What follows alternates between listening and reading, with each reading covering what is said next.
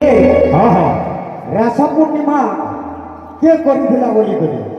हाँ हाँ हटे तो दादा जते शक्ति सते भक्ति मुई जेनटा जानी जे कृष्ण महाप्रभु करिथिले गोपी मन कर संगे आ जदी भूल तमे राइटटा कहबो हमें किछि सिखमु सेटा भी होइदिला गोलकपुरे हाँ। अनंत जुगे यस लेकिन गुरु तमको क्वेश्चन रहला हाँ हाँ कोई जीवरे सर्वप्रथमे रास पूर्णिमा के कइथिला अच्छा अच्छा तमर मोबाइले तमको मिस्कल मार लिया छिला अमर क्वेश्चन के रहना अरुण भाई के हाँ जे 5 दिन हमें पंचका जे मानु छु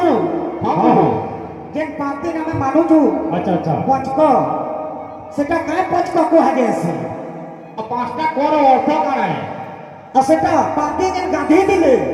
के गांधी दिले 5 दिन ताबोली गुरी हमें लोग माने गासु सेटा कहबो अरुण भाई तमे जे मैं कहू दिलो हाँ कहार चोट देखमा बोली गुरी बहुत दूर पड़ी जो भाई वॉइस करे नीचे आई तो जानी जो তোমার হ্যাঁ? পার্টি দি বসে কাছে যে ভাড়া